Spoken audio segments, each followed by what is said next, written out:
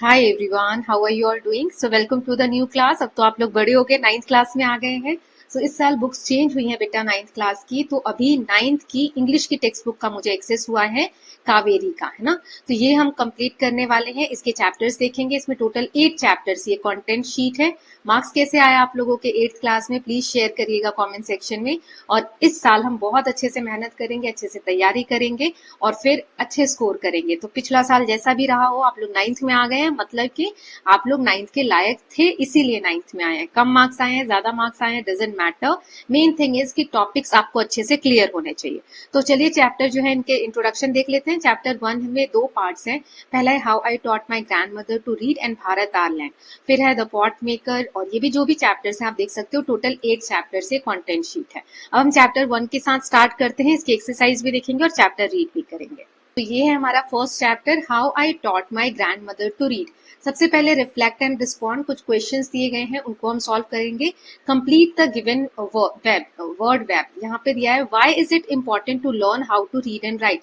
हमें ये क्यों जरूरी है जानना कि क्यों हमें पढ़ना चाहिए, क्यों लिखना चाहिए, ये जरूरी क्यों है।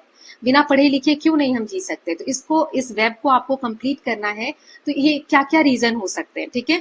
दूसरा है read the question given below and share your answers with your classmate and teacher. यहाँ जो क्वेश्चंस दिए गए हैं इनको रीड करना है और जो भी आंसर आपको लगते हैं वो आपको देना है। जैसे which languages do your grandparents and elderly relatives speak, मतलब आप कौन सी भाषा बोलते हैं, आपके जो क्लोज रिलेटिव्स हैं वो लोग कौन सी भाषा बोलते हैं। How do they spend their time, वो अपना टाइम कैसे स्पेंड करते हैं। How do you spend time with them, आप कैसे उनके साथ अपना टाइम स्पेंड करते हैं, right. Then what is your favourite experience with them. What is something that the elderly in your family can not do easily but enjoy watching you do. मतलब वो खुद से नहीं कर सकते, एल्डर जो लोग हैं आपके घर में बुजुर्ग हैं, लेकिन आप कर सकते हैं और आपको देखकर वो लोग एंजॉय करते हैं। तो ऐसी कौन सी चीजें हैं। देन नेक्स्ट है रीड द फॉलोइंग पैसेज। ये जो पैसेज दिया हुआ है, match the highlighted word with the meaning given in the box. जैसे ये प्रोटैगनिस्ट, डिबेट, एपिसोड, कम्युनिटी, इनके क्या मीनिंग है यहाँ पर, उससे मैच करना है। ओके, सो चलिए देख लेते हैं इसको। इसके जो भी आंसर्स है मैंने क्वेश्चन के साथ दे दिए हैं।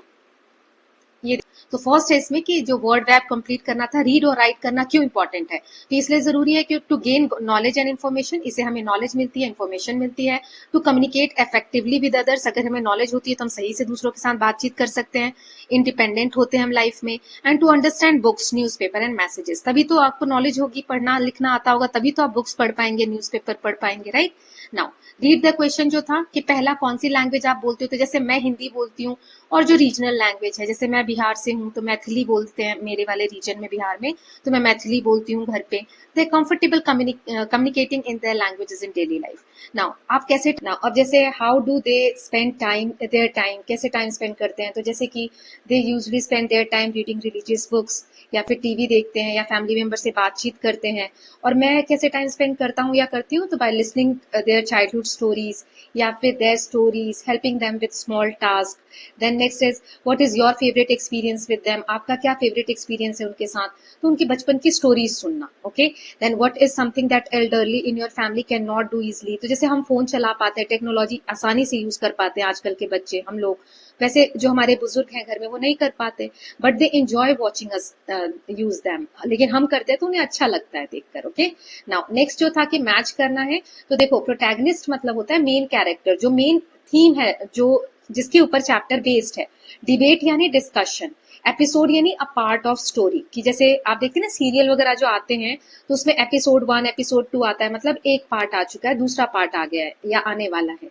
कम्युनिटी मतलब होता है जिस एरिया में हम रह रहे हैं, या किसी भी एक पर्टिकुलर एरिया में जो लोग रह रहे हैं, people living in one particular area.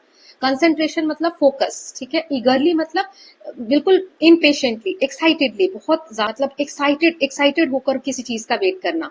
Convincing मतलब बिलीव करना, बिलीवेबल। एंड देन गाइडेड मतलब डायरेक्ट करना, किसी को डायरेक्शन देना। ओके, चलिए अब आगे देखते हैं। ये मैंने आंसर्स आपको बता दिए। अब ना ये जो पैराग्राफ दिया है रीड करना है, the casting for the protagonist. Protagonist मतलब मेन कैरेक्टर, किसी भी मेन कैरेक्टर का चयन करना, कास्ट करना, चुनना of our school's annual play was done after a lot of debate as many good actors had audition for the role, किसी role के लिए किसी को चुना जा रहा है, ठीक है, ऑडिशन हो रहे हैं, तो जो मेन कैरेक्टर है उसको चुनने के लिए बहुत ज्यादा डिबेट हुई। डिबेट करना मतलब बहुत सारी डिस्कशन हुई कि किसको चुना जाए। We had decided to present an episode from an inspirational story, एक इंस्पिरेशनल मोटिवेशनल स्टोरी को रिप्रेजेंट करने के लिए, उसके ऊपर एक एपिसोड बनाने के लिए, एपिसोड मतलब अ पार्ट ऑफ स्टोरी है ना, बनाने के लिए बच्चों ने डिसाइड किया। It was a life story of a group of children who worked with the community. Community मतलब people living in one particular area, जो उस एरिया में लोग रह रहे हैं, वहां पर एक ग्रुप है बच्चों का, वो क्या करता है, टू स्प्रेड लिटरेसी, वो शिक्षा को फैलाने का काम करता है। तो उसमें जो मेन कैरेक्टर प्ले करने वाला है उसको चुनने के लिए डिबेट हो रही है, डिस्कशंस हो रहे हैं। Every day we reach school early to practice with the concentration. Concentration मतलब फोकस होकर, होकर ये जो नाटक ये लोग प्रिपेयर कर रहे हैं, एपिसोड बना रहे हैं, जिसके लिए वो लोग प्ले रेडी कर रहे हैं, तो उसकी प्रैक्टिस के लिए सुबह सुबह स्कूल आ जाते हैं। We waited eagerly for the final presentation, all of us play our role in a very convincing manner. Convincing मतलब होता है कि बिलीव करना, कि हम सच में मान रहे हैं कि हम वो रोल प्ले कर रहे हैं और उसके लिए हम बहुत अच्छे से तैयारी कर रहे हैं। ईगरली मतलब होता है, मैंने आपको अभी बताया, एक्साइटेड होकर वेट कर रहे हैं फाइनल प्रेजेंटेशन के लिए। Convincing manner as our theatre teacher had guided us well. Guide करना मतलब डायरेक्ट करना, कि जो हमारे थिएटर के टीचर हैं उन्होंने हमें बहुत अच्छे से गाइड किया है, तो हम उसके लिए बहुत अच्छे से गाइडेंस में तैयारी कर रहे हैं। तो ये किसी एक रोल के लिए बात हो रही है, कुछ एक रोल प्ले करने वाले हैं। अब रीडिंग फॉर मीनिंग, अब चलिए चैप्टर रीड कर लेते हैं। So, when I was a girl of about 12, I used to stay in a village in North Karnataka with my grandparents. अब जो ये कहानी लिख रही है, सुधा मूर्ति जी द्वारा लिखी गई है ये कहानी, तो वो बता रही है कि जब वो 12 साल की थी, छोटी थी, तो वो अपने ग्रैंड पेरेंट के साथ कर्नाटका में रहती थी। Those days transport system was not very good. उस समय में ट्रांसपोर्ट सिस्टम, जैसे गाड़ी, जो परिवहन होता है, गाड़ियां वाड़ियां होती हैं, वो उतने अच्छे से नहीं चलती थी। So we use to get morning paper only in the afternoon. तो जो सुबह की न्यूज पेपर होते हैं, जो सुबह मिलते हैं, वो गाड़ियां इतनी अच्छी व्यवस्था नहीं थी, तो दोपहर के टाइम में मिला करती थी।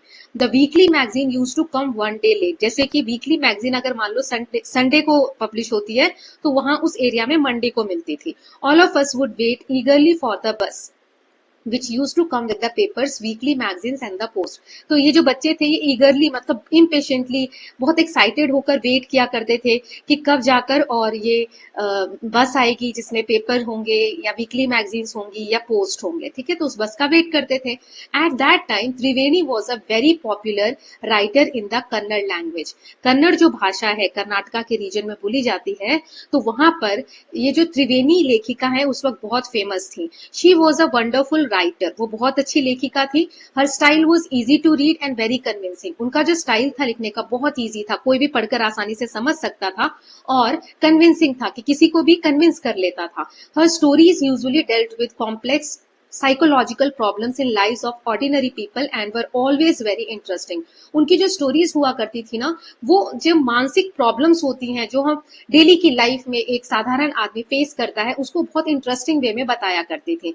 Unfortunately for Kannada literature she died very young. लेकिन उनकी जो मृत्यु है बहुत कम एज में हो गई। Even now after 40 years people continue to appreciate her novels. 40 साल हो चुके हैं, फिर भी लोग उनके नॉवेल्स को बहुत ज्यादा अप्रिशिएट करते हैं। Now one of her novel was Kashi यात्रा। एक उनकी जो नोवेल है वो काशी यात्रा जिसका नाम है ना, एक second, yes, so it was appearing as a serial in Kannada weekly Karmaveer. Then उस वक्त करमवीर करके एक न्यूज़पेपर था या मैगजीन थी, उसमें एपिसोड की तरह उनका जो ये काशी यात्रा नोवेल है ना, वो सीरियल की तरह मतलब थोड़े थोड़े पार्ट में आया करता था। नाउ नेक्स्ट दिया है, it is story of an old lady and her ardent desire to go to Kashi और वाराणसी। ये जो स्टोरी थी किस चीज के बारे में थी, कि एक बूढ़ी औरत है और आर्डेंट मतलब कीन, मतलब बहुत दिल से उनकी इच्छा थी कि वो काशी यानी बनारस में जो जगह है काशी, वाराणसी उनका विजिट करने का मन था। Most Hindus believe that going to Kashi and worshipping lord Vishweshwara is the ultimate पुण्य। बहुत सारे हिंदू ऐसा विश्वास करते हैं कि जो काशी में लोग जाते हैं या जो लॉर्ड विश्वेश्वरा है उनकी पूजा करते हैं, तो ये क्या है, एक पुण्य का काम होता है। This old lady also believe in this. और जो ये बुजुर्ग महिला है जिसके ऊपर कहानी लिखी गई है, वो भी इसमें विश्वास करती थी। And her struggle to go there was described in the novel. और उस नोवेल में क्या बताया गया है उनके स्ट्रगल को, कि किस तरीके से वो कितनी स्ट्रगल के बाद वहां पर जाती हैं, या किस तरीके से क्या क्या स्ट्रगल उन्होंने फेस किए, उसके बारे में उस नोवेल में बताया गया है। In the story there was also a young orphan girl who fall in love but there was no money for the wedding. अब उसी नोवेल में एक और लड़की की बात की गई है, ऑर्फन है, वो अनाथ है, और जिसको एक जो प्रेम में पड़ गई है, जिसको प्यार हो गया, लेकिन उसके पास पैसे नहीं है शादी करने के लिए। In the end old lady gives away all her savings without going to Kashi. और लास्ट में क्या होता है कि वो जो बूढ़ी औरत थी वो काशी नहीं जाती है, वो अपने सारे सेव किए जो पैसे हैं वो दे देती है। She says the happiness of this orphan girl is more important than worshipping lord Vishweshwara at Kashi. और बूढ़ी औरत जो है, उनका मानना क्या होता है लास्ट में, कि काशी जाने से भी महत्वपूर्ण है कि ये सारे पैसे मैं इस लड़की की खुशी के लिए दे दूं। वो जो अनाथ लड़की है, तो इस अनाथ लड़की की खुशी काशी जाकर भगवान विश्वेश्वर की पूजा करने से ज्यादा महत्वपूर्ण है। सो आई होप ये वाला पैराग्राफ आपको क्लियर होगा कि एक नोवेल है काशी यात्रा, उसके बारे में बताया जा रहा है कि ये एक पत्रिका आती थी कर्मवीर, उसमें ये एपिसोड के फॉर्म में पब्लिश होता था, और उसमें एक बूढ़ी औरत की बात की गई है कि जो काशी जाना चाहती है, लेकिन उसमें एक और लड़की की बात की गई है जो अनाथ है और उसके पास पैसे नहीं है शादी करने के लिए, उन्हें प्रेम हो गया है, तो बाद में जो वो बूढ़ी औरत है जिन्होंने अपने सारी सेविंग्स की हुई है उस लड़की को दे देती है, और कहती है कि काशी में जाकर विश्वेश्वर भगवान की पूजा करने से ज्यादा ये इम्पोर्टेंट चीज है। ठीक है, अब आगे यहाँ पर बताया गया है, लेखिका कहती है, माई ग्रैंड मदर कृष्टका never went to school so she could not read. अब बताते हैं कि जो उनकी दादी है वो कभी स्कूल नहीं गई है, इस कारण से वो पढ़ लिख नहीं सकती। Every Wednesday the magazine would come and I would read the next episode of this story to her. फिर हर वेडनेसडे को ये आती थी मैगजीन, और उसमें से वो स्टोरी पढ़ के अपने दादी को सुनाती थी। During that time she would forget all her work and listen with the greatest concentration. जब वो स्टोरी आती थी, तो जब लेखिका पढ़कर सुनाती थी अपनी दादी को, तो उसकी दादी सब काम छोड़कर कंसंट्रेशन, बहुत ध्यान के साथ वो स्टोरी सुनती थी। Later she could repeat the entire text by heart, और उनको इतना अच्छे से वो याद हो जाता था कि बिना लिखे, मतलब किताब में से ना पढ़कर भी वो सुना देती थी। My grandmother too never went to Kashi and she identify herself with the novel's protagonist. Protagonist मतलब मैंने अभी आपको स्टार्टिंग में बताया था, मेन कैरेक्टर कौन था उस नोवेल में, वो जो बूढ़ी दादी थी, है ना, जो बुजुर्ग महिला थी। सो जो लेखिका की दादी है वो अपने आप को किससे रिलेट कर रही है, उस मेन कैरेक्टर से, कि मैं भी तो कभी काशी नहीं गई। So more than anybody else she was the one most interested in knowing what happened next in the story. तो किसी और से ज्यादा वो दादी जो है लेखिका की, वो वेट करती थी कि कैसे, कब नेक्स्ट पार्ट आएगा, आगे क्या हुआ नोवेल में। And used to insist that I read the serial out to her. और फिर इंसिस्ट करती थी, इंसिस्ट करना मतलब कि किसी को हम ज्यादा फोर्स करते कि बताओ जल्दी आगे क्या हुआ उस कहानी में, ना। After hearing what happened next in Kashi Yatra she would join her friends at the temple courtyard where we children would also gather to play hide and seek. उसके बाद जब वो कहानी सुन लेती थी कि क्या हुआ अगले एपिसोड में, उसके बाद वो अपने फ्रेंड के साथ सहेलियों से मिलती थी, जहां बच्चे जो है उस टेम्पल के कोर्टयार्ड, मतलब जो मंदिर का आंगन है, वहां पर छुपन छुपाई खेला करते थे ना। अब आगे क्या होता है, दादी वहां पर अपनी सहेलियों से मिलकर, ये आप देख सकते हो, ऐसे मंदिर के बाहर मिलती थी अपने सहेलियों से ना। She would discuss the latest episode with her friends. फिर जो बाद के एपिसोड वो मैगजीन में पढ़ के सुनाया है उनको, वो अपने फ्रेंड्स के साथ डिस्कस करती थी। At that time I never understood why there was so much of debate about the story. लेकिन उस समय जो लेखिका 12 वर्ष की है, तो उन्हें समझ नहीं आता था कि इतना ज्यादा क्यों डिबेट, इतनी ज्यादा क्यों ये लोग बातचीत करती हैं स्टोरी के बारे में। Once I went for a wedding with my cousin to the neighboring village. In those days, a wedding was a great event. We children enjoyed ourselves thoroughly. We would eat and play endlessly, savoring the freedom because all the elders were busy. I went for a couple of days but ended up staying there for a week. इसका मतलब क्या हुआ, एक बार की बात है कि वो अपने कजिन भाई के साथ, मतलब अपने चचेरे भाई के साथ पड़ोस के गांव में एक वेडिंग अटेंड करने गई, शादी अटेंड करने गई। उस समय में क्या हुआ करता था, जो वेडिंग होती थी ना, बहुत एक बड़ा इवेंट हुआ करता था। बच्चे बहुत मजे करते थे, देखो लिखा है, we children enjoyed ourself thoroughly. बच्चे मजे करते थे, क्यों, खाते थे, खेलते थे, कोई उनको रोकने वाला नहीं था, क्योंकि जो बड़े होते थे, all the elders were busy, सारे वो किसमें रहते थे, बिजी रहते थे। सेवरिंग जो वर्ड होता है, सेवरिंग, इसका मतलब होता है enjoying it to the fullest, मतलब पूरा दिल खोल के और एंजॉय करना। अब उसके बाद बताती है कि वो कुछ दिनों के लिए गई थी, मतलब एक दो दिन के लिए ही गई थी, लेकिन वो वहां पर एक हफ्ते तक लगभग रुक गई। When I came back to my village, I saw my grandmother in tears. जब वो वापस आई तो उनकी दादी क्या थी, बहुत उदास थी, रो रही थी। I was surprised for I had never seen her cry even in the most difficult situation. तो लेखिका बहुत सरप्राइज थी कि दादी क्यों रो रही है, इतनी डिफिकल्ट सिचुएशन आई तब भी दादी नहीं रोई, अब ऐसा क्या हो गया, What had happened? I was worried. उसे डर लगने लगा। फिर वो पूछती है, अव्वा, is everything all right? Are you okay? तो पूछती है कि अव्वा, आप सब ठीक हो ना, क्या हुआ है, आप ठीक तो है, सब कुछ ठीक तो है। I use to call her avva which means mother in the Kannada spoken in north Karnataka. Avva word जो है वहां पर मदर के लिए यूज होता था, तो जो लेखिका है वो अपनी दादी को अव्वा ही कहकर बुलाती थी। फिर दादी क्या करती हैं, she nodded but did not reply. उन्होंने सिर हिलाया बट रिप्लाई नहीं किया। आई did not understand and forgot about it. फिर वो तो छोटी थी तो भूल गई कि आखिर क्या हुआ और अपने कामों में लग गई। In the night after dinner we were sleeping in the open terrace of our house. आप देख सकते हो रात में ये लोग क्या कर रहे हैं कि छत पे, खुली छत पे लोग सोए हुए हैं। It was a summer night, there was a full moon. गर्मी की रात है और यहाँ पर आप देख सकते हो पूरा चांद निकला हुआ है। अव्वा came and sat next to me. अव्वा आई और उसके पास आके her affectionate hands touched my forehead. I realized she wanted to speak. फिर प्यार से ऐसे हाथ से टच किया तो उसको फील हुआ कि दादी कुछ कहना चाहती हैं। I asked her what is the matter. फिर उसने पूछा क्या हुआ है, आप मुझे बताएंगी, क्या कहना चाहती हैं आप, क्या बात है। तो आगे देखते हैं। When I was a young girl, I lost my mother. तो दादी बताना शुरू करती हैं कि जब मैं छोटी थी तब मेरी माँ की मृत्यु हो गई, मेरी मम्मी की डेथ हो गई। There was nobody to look after and guide me. तो कोई भी नहीं था मेरा ध्यान रखने वाला या मुझे गाइड करने वाला। My father was a busy man I and got married again. मेरे पापा बहुत बिजी रहते थे और उन्होंने दोबारा से शादी कर ली। In those days people never considered education essential for girls, so I never went to school. उस समय लड़कियों की पढ़ाई को इतना जरूरी नहीं समझा जाता था, इसीलिए मैं कभी स्कूल नहीं गई। I got married very young and had children. बहुत छोटी थी, मतलब बहुत यंग थी, तभी मेरी शादी हो गई और बच्चे हो गए। I became very busy. फिर परिवार को संभालने में, बच्चों को संभालने में मैं व्यस्त हो गई। Later I had grandchildren and always felt so much happiness in cooking and feeding all of you. फिर उसके बाद मेरे पोता पोती हो गए, मतलब ग्रैंड चिल्ड्रन हो गए, उनको खिलाने पिलाने में मुझे बहुत खुशी मिलने लग गई और उसी में टाइम बीतने लगा। At times I use to regret not going to school. लेकिन कभी कभी मुझे बहुत अफसोस होता है कि मैं इन्हीं सब कामों में रह गई और मैं कभी स्कूल नहीं गई, मुझे पढ़ना लिखना नहीं आया। So I made sure that my children and grandchildren studied well.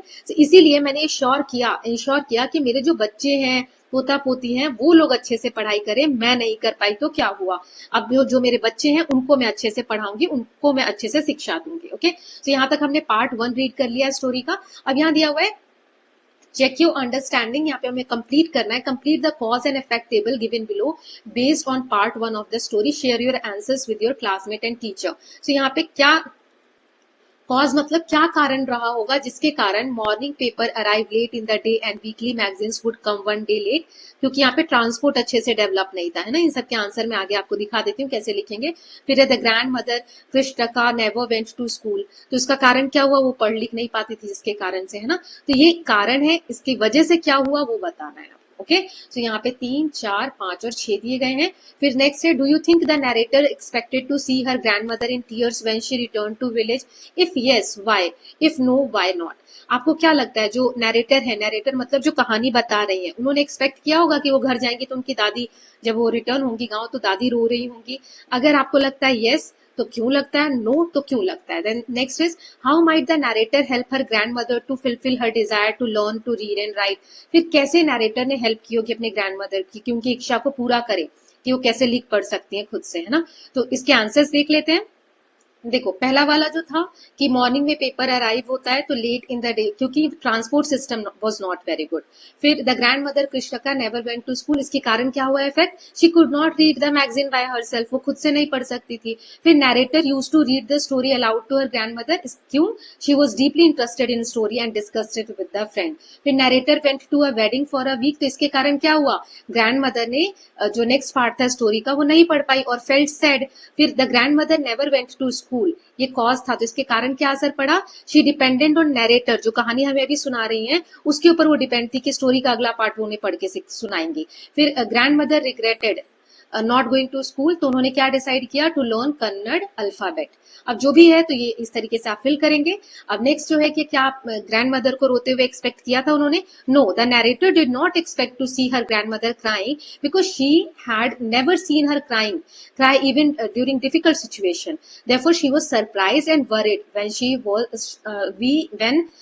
saw her grandmother in tears. उसने कभी उम्मीद ही नहीं की थी कि दादी रोएंगी, क्योंकि इतने टफ टाइम घर में आया फिर भी वो नहीं रोई थी, है ना। तो इसीलिए how might the narrator help her grandmother learn to read and write. तो आपको क्या लगता है, जो कहानी सुना रही है अभी हमें बच्ची जो है 12 साल की, उसने अपनी दादी की कैसे मदद की होगी, क्या आप बता सकते हैं? तो उसने हेल्प किया होगा अपनी ग्रैंड मदर को कन्नड़ जो अल्फाबेट्स है वो सिखाने में, फिर help her practice reading and writing daily, guide her patiently using until she became confident enough to read on her own। मतलब सिखाया होगा उनको कि कैसे लिख सकते हैं, पढ़ सकते हैं, जब तक कि उन्हें खुद से पढ़ना नहीं आया होगा तब तक हेल्प की होगी, राइट। अब आगे का पार्ट रीड करते हैं, तो ये आंसर आप इस तरीके से लिख लीजिएगा। चलिए अब सेकेंड पार्ट रीड कर लेते हैं। आई could not understand why my 62-year-old grand mother was telling me a 12-year-old the story of her life in the middle of the night. उसे समझ नहीं आ रहा था कि मैं तो इतनी छोटी हूँ और दादी इतनी बड़ी है, तो दादी अपनी कहानी मुझे क्यों सुना रही है, वो भी आधी रात को। But I knew I loved her immensely and there had to be some reasons why she was talking to me. लेकिन क्योंकि जो लेखिका है जो बोल रही है, कहानी सुना रही है, वो इमेंसली मतलब एक्सट्रीमली बहुत ज्यादा उससे प्यार करती थी, तो वो सोच रही है कि दादी ये सब मुझे बता रही है तो इसका जरूर कोई ना कोई कारण होगा। Now I looked at her face. उसके फेस पे देखा, दादी के फेस पे लेखिका ने देखा। It was unhappy and her eyes were filled with tears. वो दुखी थी और उनकी आंखें भरी हुई थी। She was a good looking lady who was usually always smiling. वो वैसे तो नॉर्मली बहुत मतलब स्माइल करती रहती थी, वो बहुत गुड लुकिंग थी। Even today I can not forget the worried expression on her face. लेकिन आज भी वो जो उनके फेस पे एक्सप्रेशन था, जो डर का एक एक्सप्रेशन था, मायूसी थी, वो आज भी नहीं भूल पाती हैं। I leaned forward and held her hand। मैं आगे की तरफ झुकी और मैंने उनका हाथ पकड़ लिया। Now अव्वा, don't cry, what is the matter, can I help you in any way? फिर वो कहती है कि दादी क्या हुआ है, क्या बात है, क्या मैं आपकी कोई मदद कर सकती हूँ इसमें? Yes, I need your help। तो दादी कहती है हाँ, मुझे तुम्हारी मदद चाहिए।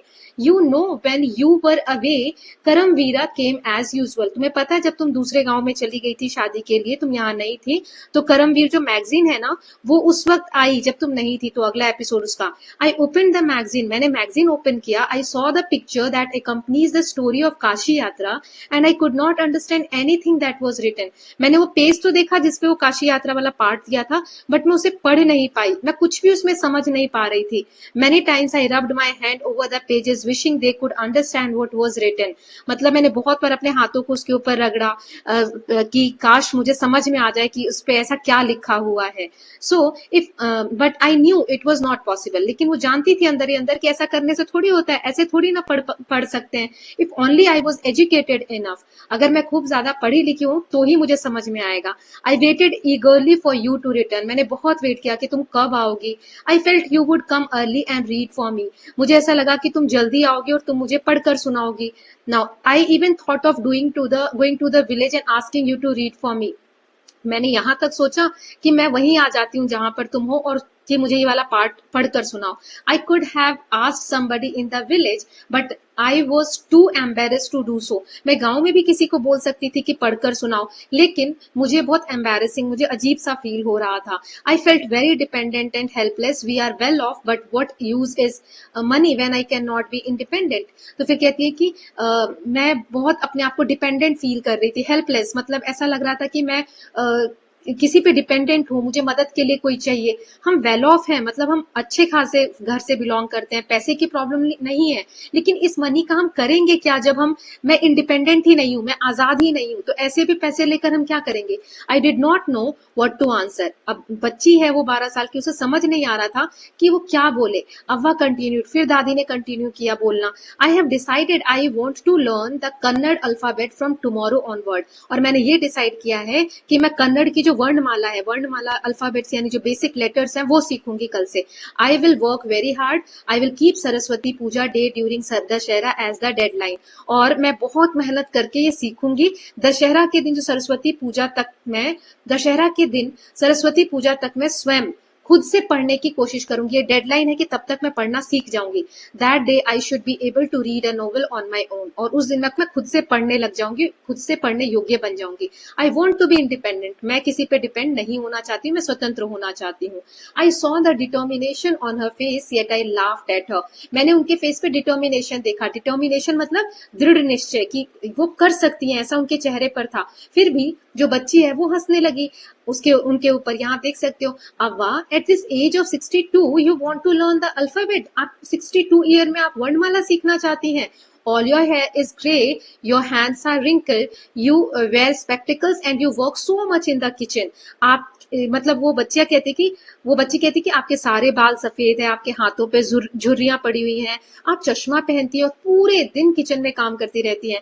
Childishly I made fun of the old lady but she just smiled, मैंने बचपने में, मतलब वो तो छोटी है ना, उसे क्या पता कि दादी को बुरा लग रहा होगा, उसने मजाक बनाया दादी का, बट दादी सिर्फ मुस्कुराई, उन्होंने कुछ नहीं बोला। For a good cause if you are determined you can overcome any obstacles, यदि आप किसी उद्देश्य के लिए, मतलब किसी अच्छे काम के लिए एक डिटर्मिनेशन कर ले, दृढ़ निश्चय कर ले, तो आप किसी भी ऑब्स्टेकल यानी बाधा को ओवरकम कर सकते हैं, उसे पार कर सकते हैं। And I will work harder than anybody but I will do it, फिर दादी कहती है कि मैं कुछ भी करूं, बहुत मेहनत करूंगी और मैं इसको करके दिखाऊंगी। For learning there is no age bar, सीखने की कोई उम्र नहीं होती है। The next day onward I started my tuition, उसके बाद अगले दिन से ट्यूशन स्टार्ट हो गई, पढ़ाना शुरू हो गया। Avva was a wonderful student, the amount of homework she did was amazing, दादी जो थी बहुत अच्छी स्टूडेंट थी, वो कितना होमवर्क करती थी, जो भी वो बोला जाता था वो करके रखती थी। Now she would read repeat right and recite, मतलब उन्होंने पढ़ना शुरू किया, पढ़ती थी, दोहराती थी, लिखती थी, याद करती थी। I was her only teacher and she was my first student, वो सिर्फ मतलब पहली टीचर थी, वो बच्ची उनके लिए, दादी के लिए, और दादी इस बच्ची की पहली स्टूडेंट थी। Little did I know then that one day I would become a teacher in computer science and teach hundreds of students, उस दिन थोड़ी पता था सुधा मूर्ति जी को कि वो आगे चलकर कंप्यूटर साइंस की इतनी महान टीचर बनेंगी और हजारों की, 100 की संख्या में उनके स्टूडेंट्स होंगे। The Dussehra festival came as usual, secretly I bought Kashi Yatra which had been published at as a novel by that time, अब सीक्रेटली जाकर उन्होंने काशी यात्रा जो नोवेल छप चुकी थी वो लेकर आई। दशहरा का त्योहार आ गया जैसे कि हर साल आता था। My grandmother called me to the puja place, दादी ने पूजा के प्लेस पे जहाँ पूजा थी वहां पर बुलाया उसे। And made me sit down at stool, और स्टूल पे बैठने को कहा। She gave me a gift of frock material, और कपड़े बनाने के लिए एक कपड़े का जो गिफ्ट होता है वो दिया। Then she did something unusual, फिर उन्होंने कुछ ऐसा किया जो नॉर्मल नहीं होता है। She bent down and touched my feet, वो झुकी और मेरे पैर छुए। I was surprise and taken aback, taken aback मतलब होता है सरप्राइज बाय समथिंग अनएक्सपेक्टेड, मतलब जब ऐसा कुछ हो जाना जो हमने सोचा नहीं था और उसे देखकर सरप्राइज हो जाना। तो ये देखकर वो सरप्राइज हो गई कि दादी पैर छू रही है। Elders never touch the feet of youngers, कभी भी बड़े छोटे का पैर नहीं छूते हैं। We have always touch the feet of God, elders and teachers, हम हमेशा किस किस के पैर छूते हैं, या तो भगवान के, या अपने से बड़ों के, या टीचर के। We consider that a mark of respect, हम रिस्पेक्ट के लिए दूसरों जो हमसे बड़े हैं या टीचर हैं उनके हम पैर छूते हैं। It is a great tradition but today the reverse had happened, it was not correct, लेकिन ये अच्छा ट्रेडिशन तो है, अच्छा तरीका है कि हम रिस्पेक्ट दे रहे हैं, बट मेरे साथ हुआ ये उल्टा हो रहा है, रिवर्स हो रहा है, तो ये सही नहीं था, नॉट करेक्ट। शी सेड, फिर दादी ने क्या कहा, she said I touch the feet of a teacher, मैंने छोटे का पैर नहीं छुआ है, मैंने अपने टीचर का पैर छुआ है जिससे मैंने सीखा है। नॉट माई ग्रैंड डॉटर, और मैंने अपनी पोती का नहीं बल्कि एक टीचर का पैर छुआ है। A teacher who taught me so well with so much affection and that I can read any novel confidently in such a short period, ऐसे टीचर का पैर छू रही हूँ कि उन्होंने मुझे इतने प्यार से पढ़ाया, अफेक्शन मतलब इतनी प्यार से पढ़ाया कि आज मैं कॉन्फिडेंटली नॉवल को पढ़ सकती हूँ, इतने छोटे समय में मुझे इतने अच्छे से पढ़ाया गया। Now I am independent, it is my duty to respect a teacher, अब मैं इंडिपेंडेंट हूँ, किसी पे डिपेंडेंट नहीं थी, मेरी ड्यूटी है कि मैं अपने टीचर की रिस्पेक्ट करूँ। Is it not written in our scriptures that a teacher should be respected irrespective of their gender and age? तो क्या हमारे स्क्रिप्चर्स में नहीं लिखा है कि टीचर चाहे किस भी एज का हो, अगर आपको उससे कुछ सीखने को मिला है तो आपको उसकी रिस्पेक्ट करनी चाहिए। Then I did return her namaskar to her by touching her feet and gave my gift to my first student. उसके बाद वो भी किताब लेकर आई थी ना कर्मवीर वाली, तो काशी यात्रा वाली, तो वो त्रिवेणी जी द्वारा लिखी, तो उन्होंने गिफ्ट के तौर पे अपनी दादी को दिया. She opened it and read immediately the title Kashi यात्रा by Triveni and the publisher name. फिर उन्होंने, क्योंकि अब उन्हें रीड करना आता था, तुरंत उन्होंने बुक का टाइटल पढ़ा और पब्लिशर का नाम भी पढ़ा जिसने बुक पब्लिश किया है. I knew then that my student had passed with flying colors. और तब उन्हें समझ में आया लेखिका को कि मेरा जो छात्र है, स्टूडेंट है, वो अच्छे अंकों से पास हो गया है. तो सुधा मूर्ति जी द्वारा ये कहानी जो है लिखी गई थी. अब चेक योर अंडरस्टैंडिंग. यहाँ पे क्वेश्चन आंसर है. तो पहला है state whether the following statement are true or false, और आपको अपना आंसर जो है क्लासमेट्स और टीचर के साथ डिस्कस करना है. ये ट्रू है या फॉल्स है ये बताना है. जैसे the grandmother wanted to learn the Kannada alphabet to gain independence. फिर ये क्या है, तो सबके आंसर्स मैंने दे दिए, एक एक करके देख लेंगे. फिर नेक्स्ट वाला है, यहाँ पे पैसेज दिया गया है, तो पहले पैसेज रीड कर लेते हैं, फिर क्वेश्चन आंसर एक साथ देख लेंगे. When I came back to my village, I saw my grandmother in tears. I was surprised, for I had never seen her cry even in the most difficult situation. What had happened? I was worried. Avva, is everything all right? Are you okay? I used to call her Avva, which means mother in the Kannada spoken in North Karnataka. ये paragraph हमने पढ़ा था कि जब वो आई तो देखा कि दादी रो रही है, उनकी आंखों में आंसू है ना. फिर वो पूछती है अव्वा क्या सब कुछ ठीक है, तो वो नॉट तो करती है लेकिन रिप्लाई नहीं करती. वो समझ नहीं पाते, फिर भूल जाती हैं. रात में क्या होता है, डिनर के बाद सब छत पे सोए होते हैं, तो दोपहर गर्मी की रात थी, पूरा चांद निकला हुआ है. अव्वा उसके पास आती हैं और फिर प्यार से हाथों को उनके माथे पर रखती हैं. अब इस बेसिस पे, इस पैराग्राफ के बेसिस पे यहाँ पे क्वेश्चन है, complete the following sentence with appropriate option. The phrase never seen her cry in the most difficult situation, ये क्या बताता है कि ग्रैंड मदर कैसी थी, स्ट्रॉन्ग विल, अंडरस्टैंडिंग, कंसिडरेट या बोल्ड. सारे आंसर्स मैंने दे दिए, ये वाले सारे अभी देख लेंगे क्वेश्चन आंसर साथ में. नाउ नेक्स्ट इस पैराग्राफ है एक और, ये भी रीड कर लेते हैं, फिर सारे क्वेश्चन आंसर एक साथ देख लेंगे. I have decided that I want to learn Kannada alphabet from tomorrow onward. उन्होंने कहा कि मैं कन्नड़ अल्फाबेट कल से सीखना चाहती हूँ. I will work very hard. I will keep Saraswati puja day during Dussehra as the deadline.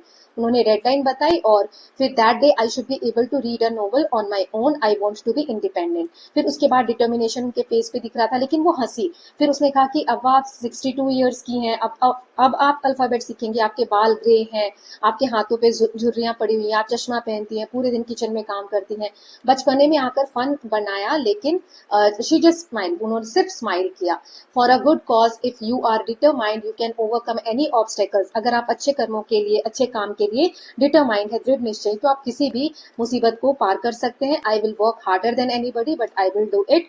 For learning there is no age bar. सीखने की कोई एज नहीं होती, मैं मेहनत करूंगी और सबसे आगे निकलूंगी. तो ये क्वेश्चंस है. What does the grandmother statement I want to be independent, ये जो लाइन है इसका इनके कैरेक्टर से क्या मतलब निकलता है, क्या रिवील होता है. She wanted to be literate, she desired her self sufficiency, she wanted to prove her intelligence to other, she feels pressured by society to learn. तो ये वाला आंसर होगा कि वो सेल्फ सफिशिएंट होना चाहती थी. ठीक है, तो ये सारे क्वेश्चंस के आंसर देख लेंगे. फिर नेक्स्ट है आंसर द फॉलोइंग क्वेश्चन. यहाँ पे क्वेश्चंस दिए हुए, इनके आंसर हमें करने हैं. 7 क्वेश्चंस है टोटल, तो इनके भी आंसर सभी देख लेंगे क्वेश्चन के साथ. यहाँ पर मैं लिख नहीं सकती, तो मैंने नेक्स्ट पेज पे बना रखा है सारा पीडीएफ, तो वहां से मैं आपको दिखा दूंगी. फिर नेक्स्ट है यहाँ पे वोकैबुलरी एंड स्ट्रक्चर. सो इसमें क्या करना है, the expression hide and seek. Hide and seek हमेशा साथ में यूज होता है, इसे हम कहते हैं बाइनोमियल्स. इसमें क्या होता है, 2 वर्ड साथ में लिखे जाते हैं, उसको जोड़ा जाता है कंजंक्शन से, जैसे एंड लगा दिया या और लगा दिया. जैसे ऑड एंड एंड्स, तो इसमें एंड से जोड़ा है ये दोनों को. राइट और रॉन्ग, हम बोलते हैं ना ये सही है या गलत है, तो राइट और रॉन्ग बोलते हैं, तो इसमें और से जुड़ा हुआ है. तो ऐसे ही कुछ यहाँ पर हमें कॉलम 1 में दिए हुए हैं बाइनोमियल्स, उनके मीनिंग के साथ हमें मैच करना है. जैसे सिंक और स्विंग, तो इसमें से कौन सा मीनिंग है इसका. फिर on and off, mix and match, all or nothing, part and parcel, pick and choose, sooner or later, leaps and bounds. ठीक है, तो ये हम साथ में यूज करते हैं. अब इन्हीं में से कोई से भी 5 जो बाइनोमियल्स आपने यूज किए हैं उसको अपने सेंटेंस में हमें यूज करना है. ये सारा मैंने कर दिया है. एक बार को यहाँ क्वेश्चन दिखा देती हूँ, फिर आंसर्स फटाफट देख लेंगे. फिर read the following words from the text given in the below. ये जो दिए हुए हैं इसमें देखो अन, अन, अन, इर, इन, ये क्या है, ये सारे इनको हम बोलते हैं, यहाँ देखो प्रेफिक्स. प्रेफिक्स मतलब जो किसी वर्ड के आगे लगकर उसका मीनिंग अपोजिट कर दे या नेगेटिव कर दे, तो उसे हम बोलते हैं प्रेफिक्स. ओके, ये लगा हुआ है. तो अब इसमें आपको क्या करना है, now make word adding the suitable prefix given in the box to word from the text in column 1. देखो यहाँ पे ये वर्ड्स दिए हुए, इसमें जैसे पॉपुलर का अनपॉपुलर किया, ऐसे बिलीव का क्या होगा, तो इसमें से आपको सही वर्ड चुन के भरना है। इंपॉर्टेंट का, रिस्पेक्ट का, करेक्ट का, continue, understand, ordinary, interesting. Okay, now इसमें से 5 वर्ड आपको चैप्टर में से ढूंढने, स्टोरी में से, विद प्रेफिक्स, जिसमें प्रेफिक्स लगा हुआ है, और सेंटेंस बनाना है सबसे। फिर इन द सेंटेंस, एक सेंटेंस है, I knew then that my student had passed with flying colours. तो इसमें जो फ्रेज है पास्ड विद फ्लाइंग कलर्स, ये ईडियम है। ईडियम क्या होता है, हिंदी में बोलते हैं ना मुहावरा, वैसे मुहावरा है, ये हमेशा साथ में यूज होता है इस तरीके से, पास्ट विद फ्लाइंग कलर्स। इसका मतलब होता है पास्ट विद फ्लाइंग कलर्स का आउटस्टैंडिंग परफॉर्मेंस, मतलब बहुत अच्छे मार्क्स आए हैं, बहुत अच्छा परफॉर्म किया है। अब वैसे ही यहाँ पर आपको दिया हुआ है, now match the idioms relating to learning given in column 1। यहाँ जैसे कि इडियम्स दिए हुए, इनका मीनिंग हमें कॉलम 2 में दिया है, तो मैच करना है कौन से इडियम का क्या मतलब होगा, इन इडियम्स को अपने सेंटेंस में यूज करना है। ओके, ना उसके बाद ये वाला जो 5th वाला है, यहाँ से हम बाद में देखेंगे, ग्रामर वाला पार्ट है। तो पहले यहाँ तक के आंसर्स देख लेते हैं, फिर आगे का करेंगे। अब इसमें क्या है ना, चैप्टर देखने को एक ही है, लेकिन इसमें 2-2 कहानियां है। तो अभी हमने एक कहानी देखी है कि how I taught my grand mother, है ना, तो रीड। अब आगे एक और कहानी दी गई है, वो भी देखना है। तो ऐसा करेंगे, एक चैप्टर के 2 पार्ट्स बना लेंगे। ओके, एक पार्ट में एक स्टोरी, दूसरे पार्ट में दूसरी स्टोरी। चलिए हम इसके आंसर्स देख लेते हैं। तो पहला ट्रू फॉल्स था, grandmother wanted to learn Kannada alphabet to gain independence. ये ट्रू है ना, वो कन्नड़ इंडिपेंडेंट होने के लिए कन्नड़ अल्फाबेट सीखना चाहती थी। फिर grandmother asked someone in the village to read Kashi Yatra to her while the narrator was away. गलत है। दादी को बहुत ज्यादा ये लग रहा था कि एम्बैरेसिंग लग रहा था, इसलिए उन्होंने किसी से नहीं कहा था पढ़ने के लिए। Narrator was grandmother's first teacher and taught her to read Kannada. नहीं, ये ट्रू है, वो पहली टीचर थी, है ना। Then the grandmother believed that there was no age limit for learning. True, ये भी सही है। grandmother ने narrator के feet टच किए रिस्पेक्ट देने के लिए as a teacher. True. narrator was disappointed with the progress. नहीं, वो तो बहुत खुश थी कि उन फ्लाइंग कलर से पास हो गया ना, तो ये फॉल्स हो गया। नाउ नेक्स्ट था कि हमें पैसेज में से कंप्लीट करना था। So never seen her cry in the most difficult situation. ये बताता है कि दादी कैसी थी, स्ट्रॉन्ग विल पावर वाली थी, बहुत इच्छा शक्ति उनकी स्ट्रॉन्ग थी। Now next is grandmother did not reply because she might have been too emotional to respond. जैसे बोला ना कि उन्होंने सिर्फ नॉड किया था, सिर्फ कोई जवाब नहीं दिया, क्योंकि वो उस वक्त इमोशनल थी। आप देखते हैं जब हम गुस्सा होते हैं या इमोशनल होते हैं, रोना आ रहा होता है, तो कोई हमसे पूछता है तो हम बोलते नहीं है, क्योंकि बोलते ही क्या होता है, रोना आ जाता है, इसीलिए इमोशनल आएगा। Identify the clue that identifies a rural setting with traditional custom. ये जो हमने कहानी पढ़ी, इसमें आपको रूरल सेटिंग, गांव का एक इलाका दिख रहा है, ऐसा क्यों? तो कुछ लाइनें बुक में दी हुई है, जैसे जिससे पता चलता है गांव का सीन है। विलेज, टेम्पल कोर्टयार्ड, मंदिर का आंगन, sleeping on the open terrace during summer night. ये दिखाता है कि गांव का और ट्रेडिशनल कस्टम वहां पे बताए गए हैं। नाउ नेक्स्ट क्वेश्चन इसमें है, which line establish a tender atmosphere. So जो प्यार भरा हाथ वो रखती हैं उनके माथे पर, वो वहां पे एक नाजुक क्षण को दिखाया गया है, जो वार्म और टेंडर है एटमोस्फेयर के हिसाब से between the grand mother and narrator. Now which aspect is not emphasised in the extract. क्या नहीं दिखाया गया है कि ग्रैंड मदर ने कभी रिग्रेट नहीं किया इस चीज के ऊपर कि उन्होंने पढ़ाई नहीं की, क्योंकि वो उन्होंने अपनी रिस्पॉन्सिबिलिटी को दिखाया कि किस कारण से उन्होंने पढ़ाई नहीं की, है ना। देन नेक्स्ट जो सेकंड वाला पैराग्राफ था, what does the grandmother statement I want to be independent, इसका मतलब क्या है कि वो सेल्फ सफिशिएंट होना चाहती थी, मैंने आपको बता दिया है ना। Then the grandmother's determination show that learning has no age limit, कि पढ़ाई की कोई, सीखने की कोई उम्र नहीं होती। फिर नैरेटर हंसती है ग्रैंडमदर के डिसीजन पे, क्यों? क्योंकि नैरेटर को ऐसा लगता है, she thought learning at the age of 62 was unusual, ऐसा नॉर्मली नहीं होता और डिफिकल्ट होगा। Then list any 2 qualities display by grandmother. Grandmother की कोई 2 क्वालिटी बताओ। डिटर्मिनेशन, यानी वो दृढ़ निश्चयी थी, और स्ट्रॉन्ग विल, मतलब उनकी जो इच्छा शक्ति थी वो बहुत स्ट्रॉन्ग थी। हाउ कैन बी से narrator is making assumption about her grandmother. वो दादी के बारे में क्यों ऐसा हमें लग रहा है कि वो एजम्पशन कर रही है, कुछ सोच रही है, मतलब ऐसा है नहीं, लेकिन वो अज्यूम कर रही है। सो नैरेटर इनिशियली अज्यूम करती है कि ग्रैंड मदर बहुत बूढ़ी है, वो अब नहीं सीख सकती, लेकिन फिर वो रियलाइज करती है कि डिटर्मिनेशन अगर हो, दृढ़ इच्छा शक्ति अगर हो, तो जो एज बैरियर है, एज की जो प्रॉब्लम है, उसको सॉल्व किया जा सकता है। अब क्वेश्चन आंसर थे 7। पहला है, why did grandmother feel embarrassed to ask someone else to read while the narrator was away? तो grandmother felt embarrassed because she was illiterate. वो पढ़ी लिखी नहीं थी, तो इसलिए उनको embarrassing फील हो रहा था, and did not want others to know that she could not read. और वो नहीं चाहती थी कि सबको पता चल जाए कि मैं नहीं पढ़ सकती हूँ। उन्हें डिपेंडेंट फील हो रहा था कि वो दूसरों पे निर्भर हैं और हेल्पलेस हैं, which made her uncomfortable asking other for help. इसीलिए वो दूसरों से हेल्प लेने में अनकंफर्टेबल फील कर रही थी। सेकंड क्वेश्चन है, why did the narrator narrator initially laughed at grandmother's determination. So वो इसलिए हंसी क्योंकि उसे ऐसा लगा, she thought learning the alphabet at the age of 62 was difficult and unusual. ये दो वर्ड याद कर लेना, डिफिकल्ट है और अनयूजुअल है. She believe that old people could not easily learn new things, कि जो बूढ़े लोग हैं वो जल्दी से नई चीजें नहीं सीख सकते. What significance does the story of Kashi Yatra have it both in their life. तो काशी यात्रा है वो बहुत ज्यादा इन्फ्लुएंस करती है दादी की लाइफ को, क्योंकि वो मेन कैरेक्टर से खुद को रिलेट कर सकती है और सीखने के प्रति उनको मोटिवेट भी इसी स्टोरी ने किया. Right now next is, what does the grandmother desire to learn the Kannada alphabet reflect about her. क्या दिखाता है उनकी कैसी इच्छा शक्ति होगी, वो कन्नड़ किस उम्र में सीखना चाहती हैं. So it reflect her determination, courage and strong desire to become independent despite her age. What lesson can we infer from the grandmother touching the narrator's feet? It shows respect for teacher, emphasizes that learning and teaching are noble acts deserving honor. मतलब कि छोटे होने से नहीं होता, अगर आपके पास ज्ञान है तो आप बड़े हैं, आपको रिस्पेक्ट मिलनी चाहिए as a teacher. Now what does the line for a good cause if you are determined you can overcome obstacle tell us. ये जो लाइन है कि अगर आप अच्छे कारण से कुछ सोचते हो, दृढ़ निश्चय करते हो, तो आप किसी भी ऑब्स्टेकल यानी रुकावट को पार कर सकते हो. इसका मतलब क्या है? तो ये हाईलाइट करता है इंपॉर्टेंस ऑफ डिटर्मिनेशन, इच्छा शक्ति को की इंपॉर्टेंस को बताता है. स्ट्रॉन्ग विल, अंदर से कितना ज्यादा आप मजबूत हो किसी काम को करने के लिए, उसको दिखाता है. सो अगर डेडिकेशन हो, एफर्ट आप लगा रहे, तो लोग किसी भी डिफिकल्टी को ओवरकम कर सकते हैं. Now how effectively does the story highlight the value of education. इस स्टोरी में जो एजुकेशन है उसकी वैल्यू को कैसे हाईलाइट किया गया है? So story clearly shows that education bring independence. Education से इंडिपेंडेंस आती है, कॉन्फिडेंस आता है, सेल्फ रिस्पेक्ट मिलता है. ग्रैंड मदर ने जो ट्रांसफॉर्मेशन किया, तो ग्रैंड मदर का जो ट्रांसफॉर्मेशन है वो प्रूव करता है कि लर्निंग वैल्यूएबल है. किसी भी स्टेज में आप लाइफ के हैं तो आपको सीखना चाहिए, पढ़ना लिखना आना चाहिए. अब हम आगे का देखते हैं जो ग्रामर वाला पार्ट था. तो जैसे बाइनोमियल वर्ड्स थे, तो सिंक और स्विम का मतलब होता है चूज ओनली द बेस्ट. मतलब या तो पार हो जाओ या फिर डूब जाओ, यही हो सकता है. तो किसी भी व्यक्ति को ऐसे को चुनो जो बेस्ट हो. ऑन एंड ऑफ मतलब कभी हो रहा है कभी नहीं हो रहा, sometimes occasionally. Mix and match मतलब put different things together to get a range of possibility, बहुत सारी चीजों को साथ में लेकर चलना.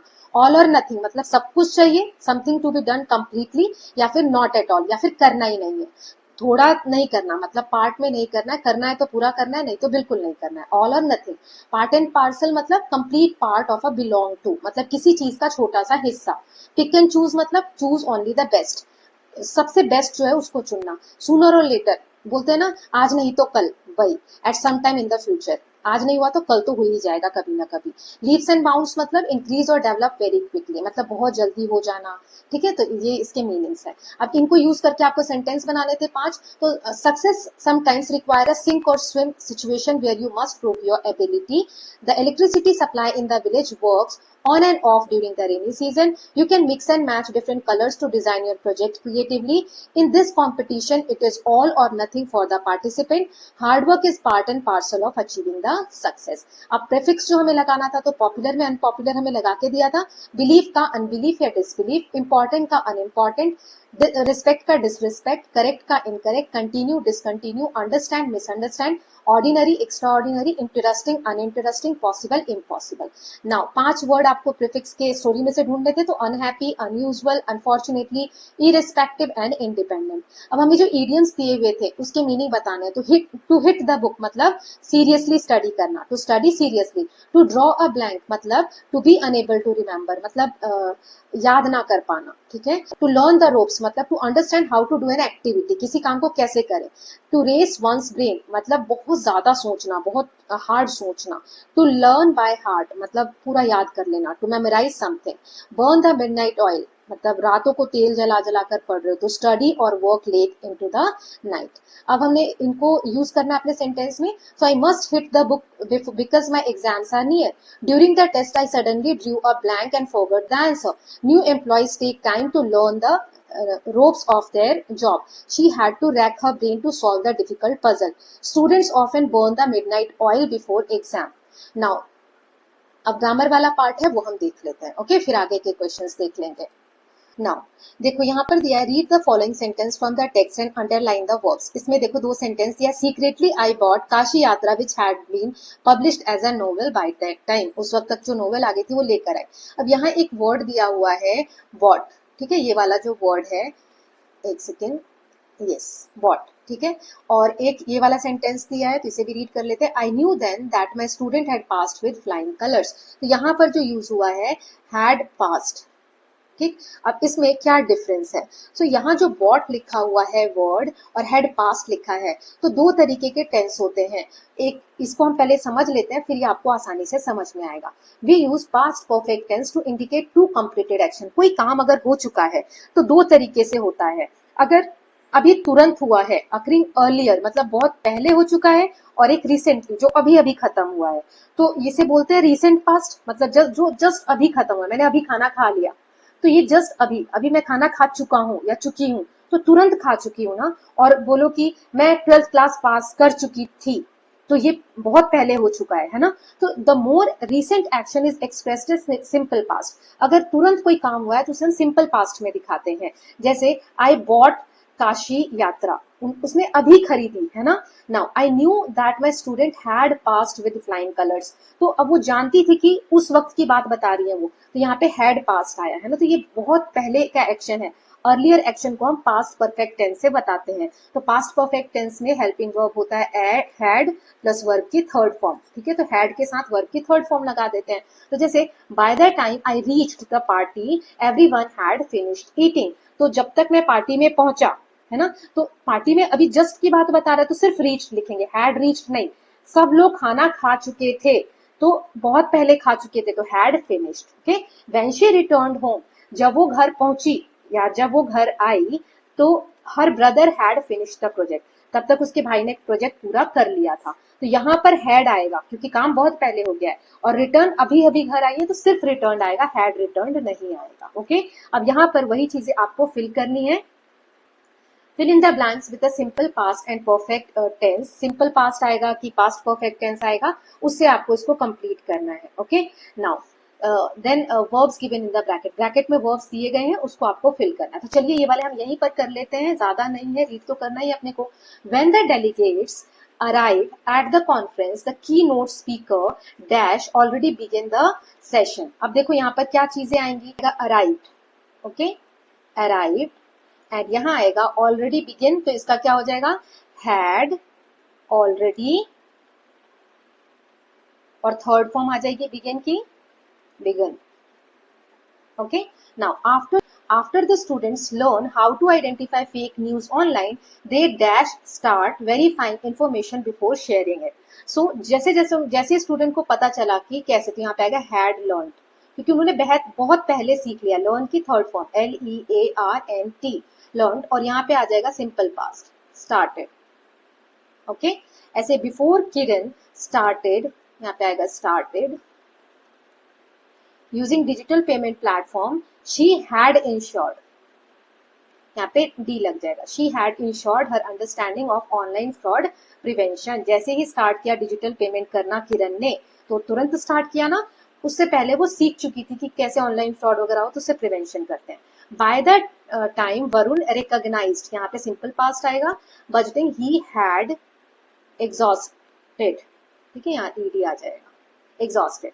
व्हेन रघु लॉग इन, तो logged in, when Raghu logged in to the cyber security webinar, the instructor, यहाँ पे क्या आ जाएगा, हैड ऑलरेडी डिस्कस का डिस्कस्ड हो जाएगा, okay. The importance of strong password. Now fill in the blanks with the correct form of verb given in the bracket. अब यहाँ पर आपको सही से फिल करना है, तो चलिए देख लेते हैं। Last year my parents and I took, simple past, a financial planning course. When we, यहाँ पे आएगा reviewed, when we reviewed our expenses, we realized we had spent spent का आ जाएगा spent too much on unnecessary purchase. After my parent discussed ways to save, I opened a saving account. Okay, by the time, यहाँ set का आ जाएगा had set, set का third form set ही होता है। By the time we had set our budget, the course had already introduced आ जाएगा, ठीक है। Investment strategies, then we hurried आएगा यहाँ, hurried to take notes, but many participants had completed their financial plans. Despite that, we enjoyed, ed आ जाएगा, ठीक है, we enjoyed learning how to manage money wisely. तो ये हमने कंप्लीट कर लिया। नाउ ये हो गया हमारा राइटिंग टास्क, यहाँ दिया हुआ है। सो राइटिंग में है, as a socially responsible citizen you strongly believe that students can contribute significantly in promoting adult literacy. अब हम इतने जो रिस्पॉन्सिबल सिटीजन हैं, हम लोग पढ़े लिखे, हमें पता है क्या चीजें कैसे हैं, तो इसमें हम क्या कर सकते हैं कि हम कैसे प्रमोट कर सकते हैं एडल्ट लिटरेसी को। तो एक लेटर लिखना है editor of a local newspaper को, एडिटर है जो लोकल न्यूज़पेपर पब्लिश होता है उसको आपको एक लेटर लिखना है, इंपॉर्टेंस बताना है स्टूडेंट के पार्टिसिपेशन का एडल्ट के लिटरेसी कैंप के लिए conducted by various organization. Discuss करो benefits of such initiative for both students and society, इस इनिशिएटिव से क्या बेनिफिट होगा आपको या सोसाइटी को। Suggest effective ways to spread awareness and encourage more students to volunteer for this noble cause, और बच्चे आकर मिले इसमें, ठीक है। तो इस तरीके से आपको लेटर लिखना है एडिटर को। So letter to the editor is a formal letter, ये किस तरीके का लेटर होता है, फॉर्मल लेटर होता है, in which the writer gives suggestion and create awareness on an issue of public interest or an issue already raised in an article, write up और publish letter. तो फॉर्मेट क्या होता है letter का, पहले आप नेम लिखेंगे, डेजिग्नेशन लिखेंगे, एड्रेस लिखेंगे, फिर डेट लिखेंगे, फिर सब्जेक्ट 4-5 वर्ड में लिखेंगे इन टाइटल केस, फिर सैल्यूटेशन लिखेंगे सर या मैम, फिर body of letter at least 3 paragraphs होंगे, देन पैराग्राफ 1 में स्टेटमेंट द प्रॉब्लम, जो भी प्रॉब्लम है उसको आप रेज करेंगे, इस तरीके से डेट वगैरह पॉइंट वगैरह देंगे। फिर पैराग्राफ 2 में आप एनालाइज करेंगे issue in term of causes and consequences, ठीक है, ऐसे डिटेल में बता के फिर पैराग्राफ 3 इसमें सजेशन देंगे, सॉल्यूशंस बताएंगे, and at last complimentary close, yours truly, और लैंग्वेज फॉर्मल होनी चाहिए, क्लियर और स्पेसिफिक लैंग्वेज होनी चाहिए, short to the point sentences बनाने हैं, purpose stated clearly and concisely, relevant details to be given, जो भी इंपॉर्टेंट है वो आपको डिटेल्स देंगे। तो इस तरीके से लेटर लिखेंगे। एड्रेस वगैरह लिखने के बाद मैं सब्जेक्ट से बता रही हूँ, subject promoting adult literacy in our community, sir ma'am, फिर एक लाइन छोड़ेंगे, फिर ये पैराग्राफ है, ये आप रीड कर लीजिएगा, यहाँ पर मैंने लिख दिया है, ठीक है। फिर yours truly a concern citizen, या आप अपना नाम भी यहाँ लिख सकते हैं। Okay, now next is learning beyond the text. अब टेक्स्ट से आगे इंडिया में 22 मेजर लैंग्वेजेस हैं, 8 शेड्यूल जो है हमारे कॉन्स्टिट्यूशन का उसके हिसाब से। Each language has its own unique identity. Talk to your classmates and teacher, complete the given table with word from any 5 Indian languages. जैसे ग्रैंड मदर को अव्वा कहा जाता है कन्नड़ में, है ना, हमारे यहाँ पर जैसे आजी कहा जाता है, दादी कहा जाता है, हर जगह पे अलग अलग वर्ड होते हैं, तो ऐसे आपको कंप्लीट करना है, ठीक। ग्रैंडफादर के लिए, मदर के लिए, फादर के लिए, सिस्टर के लिए, ब्रदर के लिए, तो अलग अलग लैंग्वेज में क्या बोलते हैं आप इसको कंप्लीट कर सकते हो। नेक्स्ट दिया हुआ है, do you know national literacy mission authority NLMA is responsible to design, develop and implement adult education program in India. इसके बारे में हमने पढ़ ही लिया। Directorate of adult education under the department of school education and literacy, ministry of education, government of India, function to facilitate the implementation of adult education program in country. इसके बारे में इस लिंक पे जाके आप और पढ़ सकते हैं। ऐसे ही फाइनेंशियल लिटरेसी, मतलब पैसे को कैसे खर्च करें, फाइनेंशियल मैनेजमेंट, बजट कैसे बनाए, इन्वेस्टिंग, इस सब के बारे में भी national centre for financial education ये इंपॉर्टेंट रोल प्ले करता है इस फाइनेंशियल एजुकेशन प्रोग्राम्स के लिए। ओके, सो ये एक्स्ट्रा इन्फॉर्मेशन है, आप पढ़ लीजिएगा। अर्ली लर्निंग प्रोजेक्ट्स है, कल्चरल लिटरेसी है, इसमें क्या आपको पढ़ने को मिलता है कि अंडरस्टैंडिंग अप्रिशिएट कंट्री की जो डाइवर्स ट्रेडिशन है, लैंग्वेज है, आर्ट है, सोशल प्रैक्टिसेस को समझने में हेल्प करता है ये programme. Okay, so these are not going to come in an exam, ये आप खुद से पढ़िएगा। अगर कुछ डाउट होते हैं तो प्लीज कमेंट सेक्शन में बताइएगा। सो इसके साथ हमने इस जो फर्स्ट चैप्टर, इसकी फर्स्ट स्टोरी कवर कर ली है। नाउ नेक्स्ट है भारत आर लैंड। तो इसमें भी पहले एक्सरसाइज है, ये सब हम करेंगे पहले, वो नेक्स्ट पार्ट में है ना। एक पोयम दी गई है, इसको पढ़ना है और कंप्लीट करना है। ओके, छोटी सी पोयम है, सुब्रमण्य भारती द्वारा लिखी गई है, और इसकी एक्सरसाइज वगैरह है तो वो हम नेक्स्ट वीडियो में देख लेंगे। ओके, एक छोटा सा पार्ट और आ जाएगा।